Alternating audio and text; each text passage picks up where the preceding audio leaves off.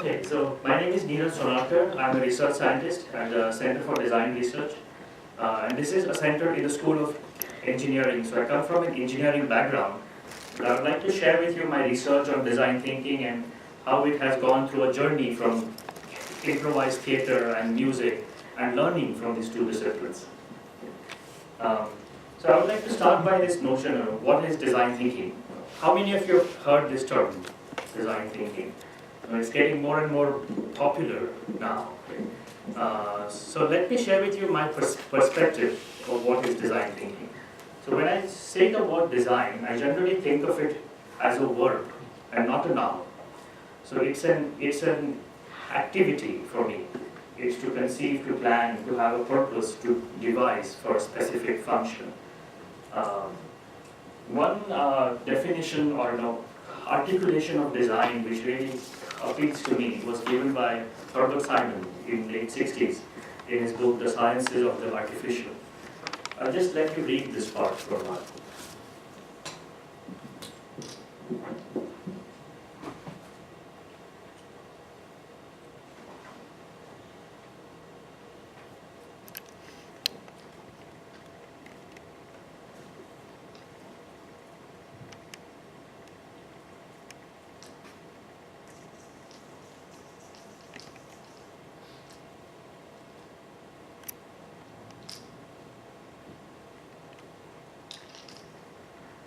So we see here that this is a very broad definition of design. It's not limited to any particular discipline, but anybody who devises a course of action.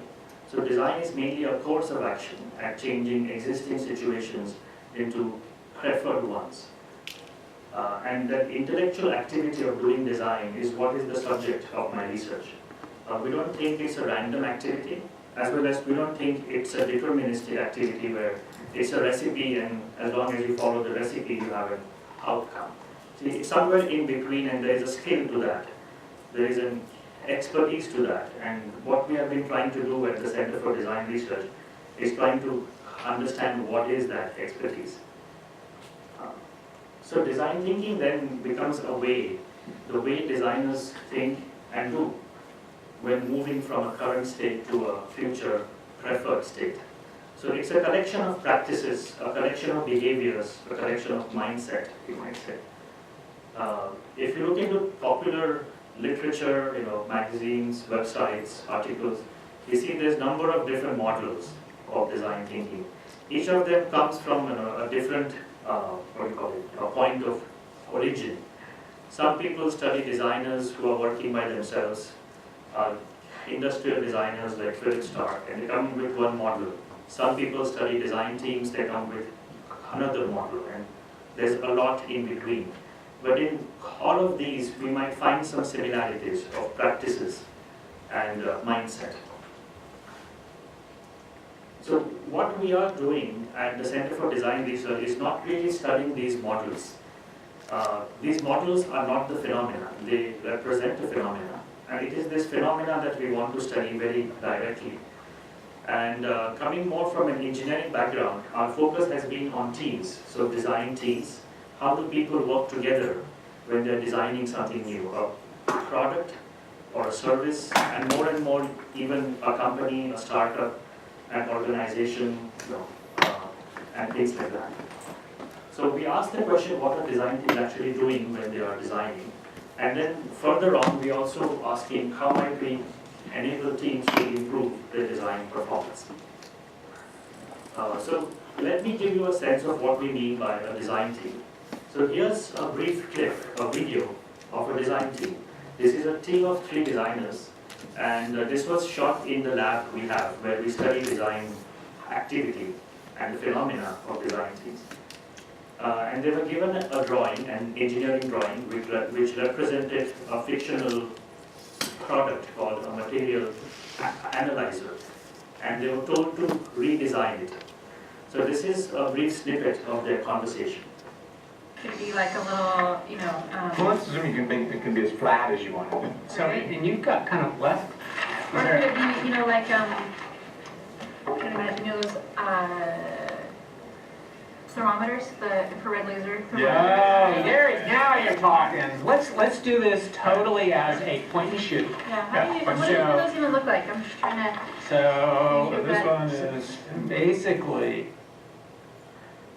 So what's happening in this video? We see the individuals interacting, they are discussing new concepts, they're using metaphors like laser thermometer to jump into new concept space. They are sketching, they're drawing. So at our lab we study all of these activities. But through these various interactions between themselves or with artifacts and media, they are trying to figure out a way to move from this current state to a future preferred state when doing designing. So what is this wayfinding like? So that was the question I was curious about. So in my research, I've been looking at, how can we characterize the wayfinding of design teams as they're trying to figure out their way, developing new concepts, new ideas, testing, prototyping, failing, and moving on. So when I started my dissertation, I was very curious about this question and how design teams work. And I started my dissertation in 2006, just when the D School was starting up. And I signed up for a boot camp at the D School, the very first boot camp in the summer of 2006. And we had a instructor come over every day and do improv games with us in the beginning of every day. And that got me very curious, what is this improvisation thing? And I come from a straight mechanical engineering background. I have no experience of theater, none of drama. But this improv thing became, something which caught my attention. But I felt different when I was doing improv. And I got more and more curious about what that is. So I started doing courses in Stanford, drama, TAPS 103, as it is called now. And I followed it up by doing improvisational theater at BATS in San Francisco. And I was not seeking to perform in front of audiences, but really to understand this phenomena. Is how can we as individuals get together in front of an audience and figure out a way together by just depending on what we are saying and doing. So I would like to share with you some of my observations as I was doing improv. So for that purpose, I have here a brief clip of an improv scene. And in this scene, you will see two improvisational actors come together. And they were given an object, in this case a chair. And they have to make a scene around that chair. So let's watch it for a while, and then we'll talk about it.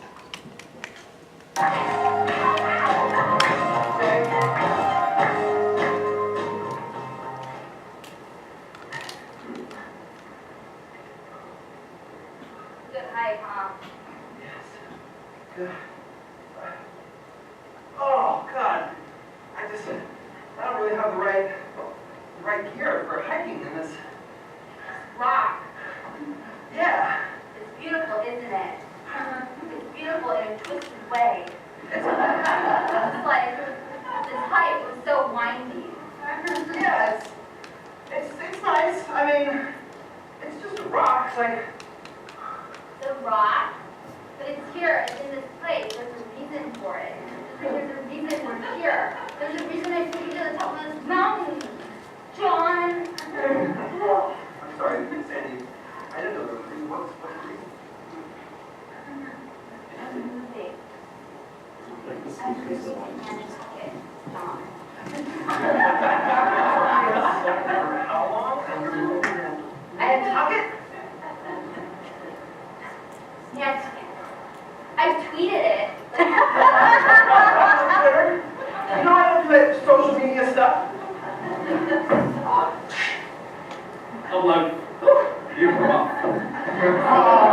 It's Instagrammable, this rock, because it looks like a chair. Two chairs. One and two. This is the chair rock hike, but that makes a lot of sense.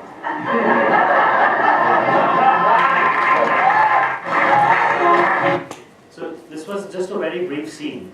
And these two actors had to come together. They didn't know what they were going to do. They had no idea, but they had to make some scene around this block of chairs. So when you're doing improv, if I was one of the actors, I would just go on stage and have some concept in my mind and start. We commit to that concept, and I would rely on my team member to actually interpret what I'm doing and give meaning to it and take it forward. So there's no communication between the actors, no back communication between the actors. It's just the scene as it is unfolding. So one of the things that struck me was this notion that we are not following a plan as the definition of improvisation goes, but the meaning is made not by me who is doing that action, but by my team members. And that's how the improvisation unfolds. So there is an intentionality behind doing it, but there is also the interpretation, and these two mix together in order to develop this narrative in a very beautiful way. And I found that when I worked in design teams, it felt similar in the best of times when we were improvising and developing concepts together and figuring things out and wayfinding. And that was some similarity I found between improvisational theater and design teams. So I started getting more curious about how can we study that, or how can we study that phenomenon. One more thing about improvisation is actually that because the meaning, the interpretation happens after the action is given out. In a good improv team, there are no failures because the failures can be reinterpreted and they become part of that narrative. So if one of the actors were to suddenly sneeze, that sneeze would have a meaning that the team members would give it, and then that becomes part of the story itself.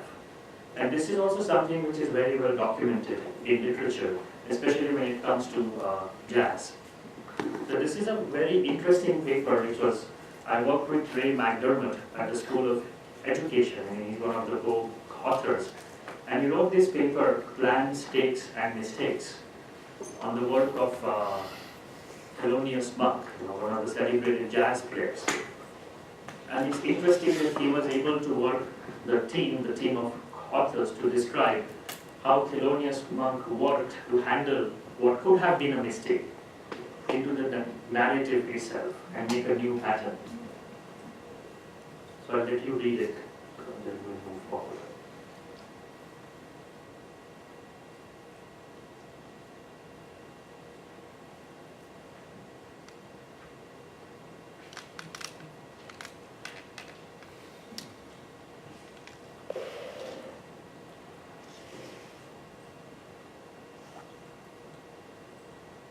So it's interesting that these 2 points struck me, coming from a design world. This notion of response by response meaning making, and that meaning happens after the action, so you can reinterpret and incorporate failure into your wayfinding.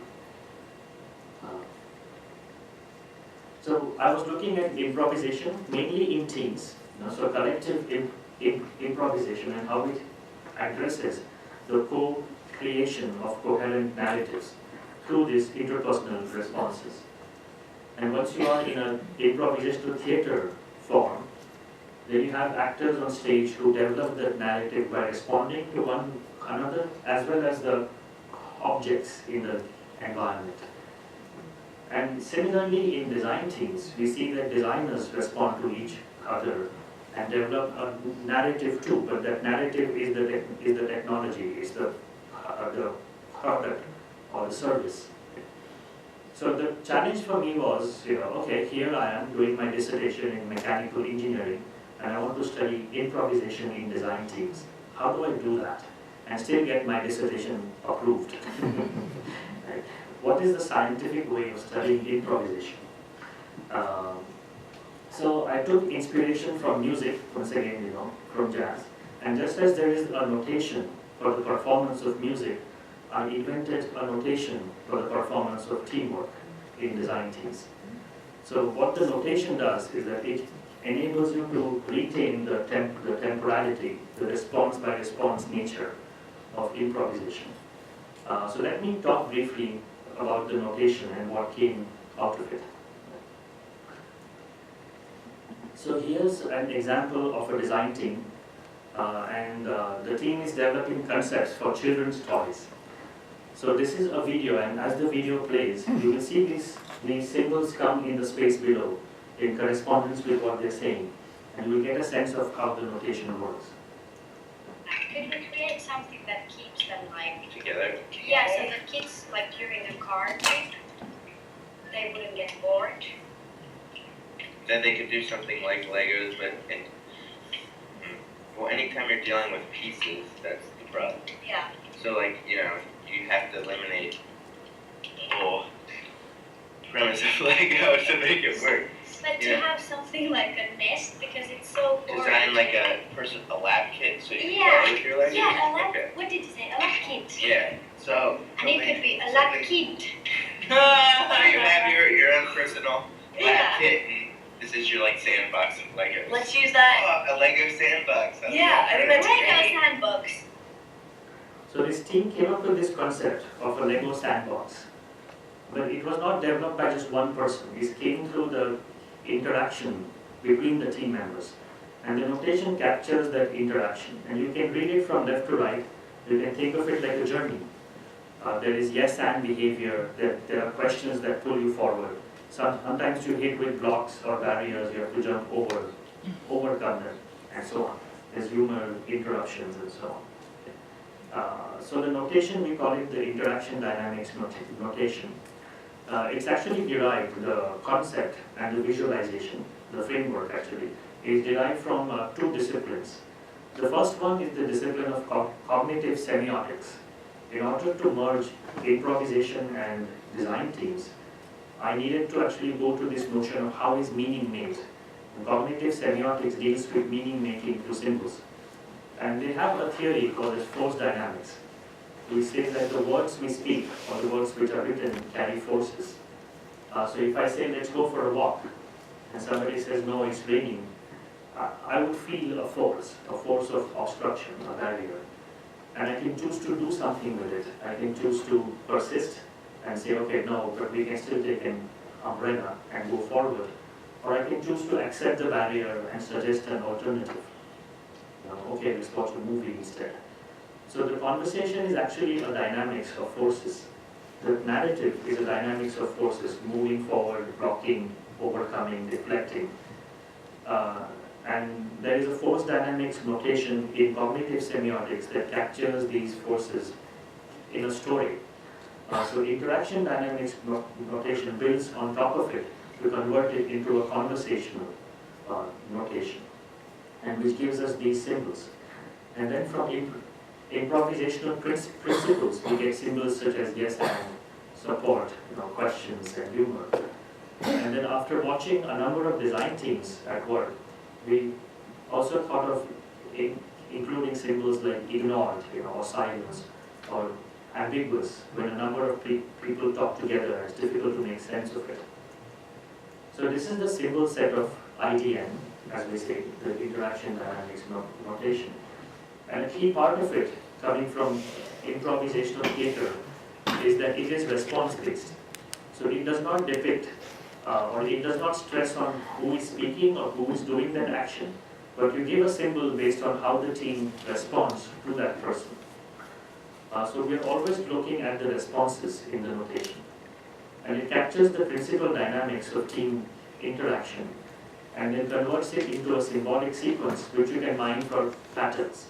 So now you have conversations, team interactions as a symbolic sequence, and you can see what patterns characterize effective design teams, what patterns characterize low-performing design teams. So that's the work that we are currently doing. Here's a sample of interactions. And on top of the interactions, if it's a particular activity like a concept generation activity, you can overlay ideas in red. If you're studying decision making in design teams, you can overlay decision parameters. So now it becomes an analytical tool for design teams which still retains its roots in improvisation and semiotics. So what we're trying to do now and what we have been doing is to convert it into a tool, a diagnostic, which can work either video-based or real-time, and we can actually use that tool to give feedback to design teams. And we found that it's mainly a reflective feedback, not normative feedback. So you get to see how your team is behaving. You get to ask questions. You get an opportunity to say, what if we do that? What if we change the way we behave? And that actually we have found is helpful for design teams going forward. So let me finish here. I'm just out of time, about 20 seconds. Any questions? Oh, wow. Yes, thank you.